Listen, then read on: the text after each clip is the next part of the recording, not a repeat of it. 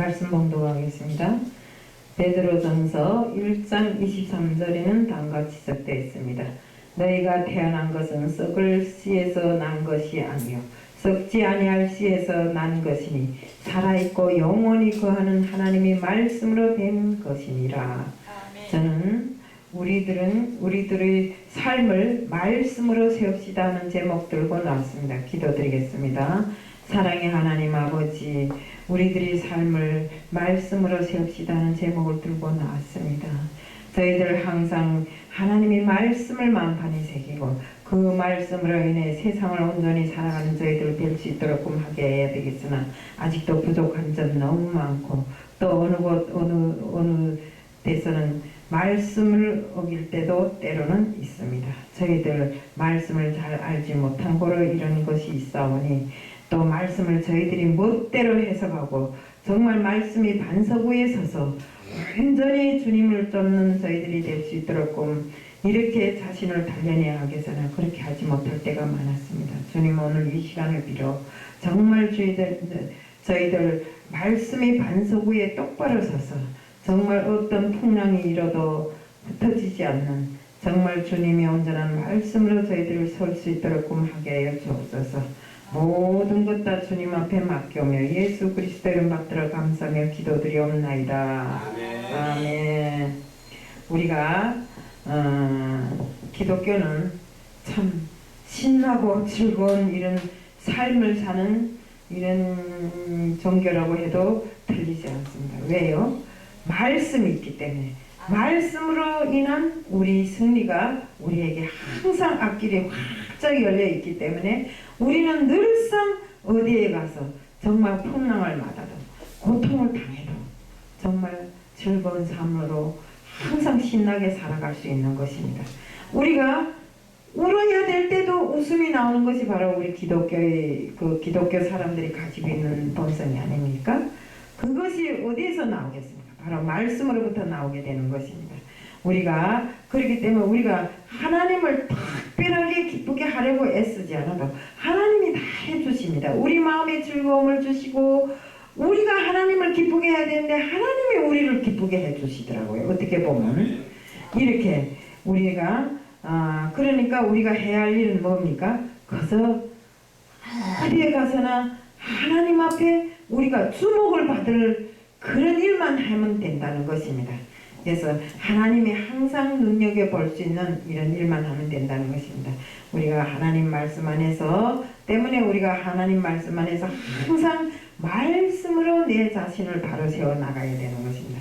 우리가 하나님 말씀으로 살아갈 때 하나님을 기쁘시게 특별하게 기쁘시게 하지 않아도 하나님은 그로 인해서 기쁘시고 또 우리가 또 정말 하나님이 기뻐하시는지 안 하는지 그걸 지켜보고 뒤돌아보려고 애쓰지 않아도 우리 믿음이 굳건할 때 하나님은 절로 기뻐하시는 것입니다. 히브리서 11장 6절에는 다음과 지적되어 있습니다. 믿음이 없이는 기쁘시게 못하나니 하나님께 나아가는 자는 반드시 그가 계신 것과 또한 그가 자기를 찾는 자들에게 상 주시는 이심을 믿어야 할지니라. 믿음은 항상 말씀이 있을 때 그를 따라갈 때 믿음이 생기는 것입니다. 주님께서는 하나님 말씀에 따라 행하는 사람이 상과 지혜를 우리들에게 성경에서 보면 설명해 주십니다. 주님의 말씀에 의하면 누가복음 6장 48절에 다음과 지적되어 있습니다. 그는 집을 짓되 깊이 파고 기초를 반석 위에 놓은 사람과 같도다. 홍수가 나고 물살이 그 집에 세게 부딪히되 그 집을 흔들지 못하였나니 이는 그것을 반석 위에 세웠기 때문이다. 우리 말씀에 있잖아요.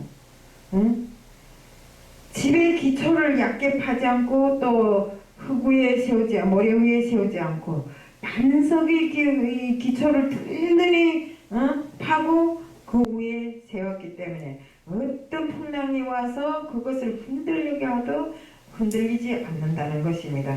또 야고보서 1장 22절부터 25절에는 다음같이 지적되어 있습니다. 우리가 지적되어 있는 것처럼 우리는 말씀대로 행할 때 그저 듣고 듣기만 하고 또 행하지 않고 그저 말씀은 입술로만 거칠게 하고 이런 사람들은 결국 자기를 속이는 거나 같습니다. 우리가 말씀이 반석 위에 똑바로 서서 좌로나 우로나 치우치지 않고 오로지 말씀이 가리키는 그 길을 따라서 가야 한다고 말들은 하면서도 말씀은 입술에서 넘쳐나는데 그 행함이 없거나 또 맨날 듣기만 하는데 그것을 실행하지 못하거나 이런 사람들이 바로 자기 자신을 속이는 자들이라고 이렇게 지적되어 있습니다. 누구든지 말씀을 듣고 행하지 아니하는 자는 거울로 자기 지나온 세월을 다시 돌아보는 것과 같다고 했습니다. 또한 자기를 바라보고 자기 길로 가서 자기가 어떤 사람인지 즉시 잊어버리거나 또 누구든지 자유롭게 하는 완전한 법을 들여다보면서 그 안에 거하는 자는 말씀으로 행하는 자니 복을 많이 받을 것이라고 이렇게 또 지적되어 있습니다.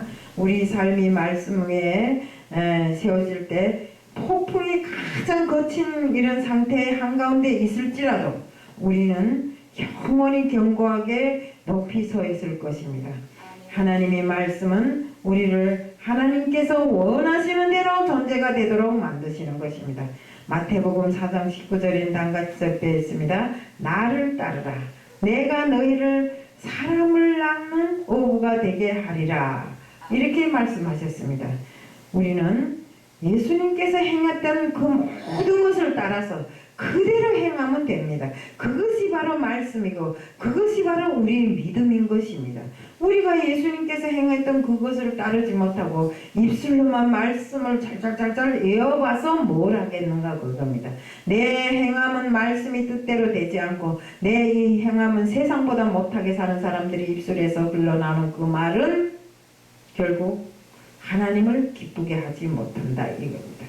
그렇기 때문에 우리는 항상 우리들이 모든 삶을 말씀 위에 세울 때 정말 하나님께서 우리가 특별히 기쁘게 아양을 안 떨어도 떨지 않아도 하나님께서는 저절로 기뻐하시고 또 우리 믿음은 날로 정말 굳건해지고 정말 우리가 가는 길이 비록 험할지라도 그 말씀 위에 서면 우리는 그 험함에 넘어지지 않는다 이겁니다.